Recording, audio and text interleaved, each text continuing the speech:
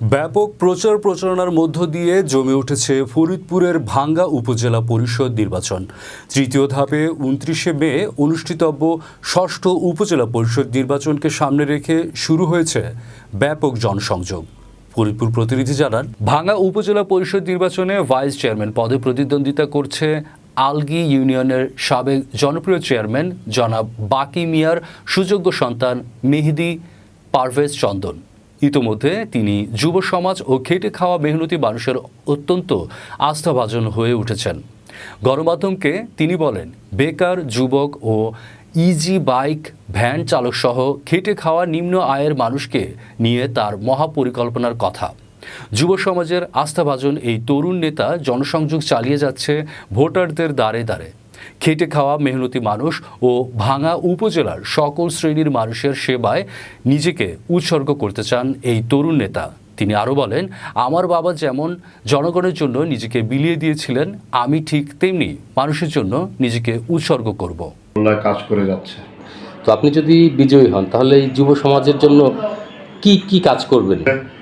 বিজয় হওয়ার লক্ষ্যে শুধুমাত্র তো যুব সমাজ না, একটা সমাজের উন্নয়ন করাই একটা জনপ্রতিনিধির কাজ থাকে।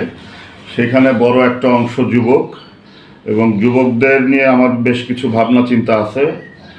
বর্তমানে কিছু সমস্যা তৈরি হয়েছে আমাদের চারপাশে, তার ভিতরে একটা হচ্ছে মাদক, ২ নম্বর হচ্ছে মোবাইলের প্রতি আসক্ত, যেটা আমাদের সমাজকে ডে বাই ডে ধ্বংস করে দিচ্ছে। মাঠমুখী করা খেলা কি, আমার বাবা আলগী ইউনিয়নের চেয়ারম্যান ছিলেন দীর্ঘদিন, পাশাপাশি উনি ১২ ইউনিয়নের চেয়ারম্যানের সভাপতি ছিলেন। সেই লক্ষ্যে নিজের ইউনিয়নের পাশাপাশি তৎকালীন সময় ভাঙ্গা থানার বিভিন্ন ইউনিয়নের মানুষের পাশে থাকার চেষ্টা করছে। সেই ধারাবাহিকতায় জন্মসূত্রে আমরা আসলে রাজনীতি, মানুষের সেবা, মানুষের পাশে থাকা বাবার কাছ থেকে শিখেছি।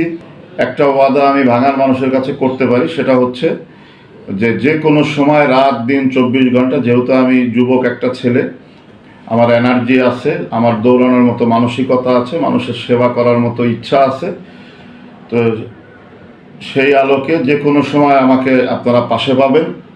এটা হচ্ছে আমার নির্বাচনী ওয়াদা, যে আমি মানুষের সেবা করব ৫ বছর। তারা আমাকে একটাবার ভোট দেন, ভোট দিয়ে ৫ বছরের জন্য আপনাদের সেবা করার সুযোগ করে দেন। জনগণের কাছে আমার এই দাবি। আপনার আসলে এই নিম্ন আয়ের মানুষদের নিয়ে কি পরিকল্পনা রয়েছে? আমাদের যারা নিম্ন আয়ের মানুষ, খেটে খাওয়া মানুষ, নির্যাতনটা বেসিক্যালি তাদের উপরেই হয়, প্রতিনিয়ত হয়, এবং এদের নীরব একটা কান্না আমি প্রতিনিয়ত ছোটবেলা থেকেই অনুভব করছি।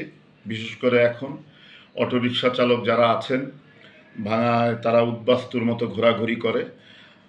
আমি যদি আল্লাহ পাক আমাকে নির্বাচিত হতে পারি, আমি এই অটোরিকশা চালক, অটো ভ্যান চালক, সিএনজি চালক, নসিমন চালক যারা আছেন, এরা খুবই নিম্ন আয়ের মানুষ হয়, অনেক কষ্ট করে কিস্তিতে একটা অটো রিক্সা কিনে, হ্যাঁ, এরা ঠিকমতো চালাতে না পারলে এরা কিস্তির টাকা দিতে পারে না, ঋণগ্রস্ত হয়ে পড়ে।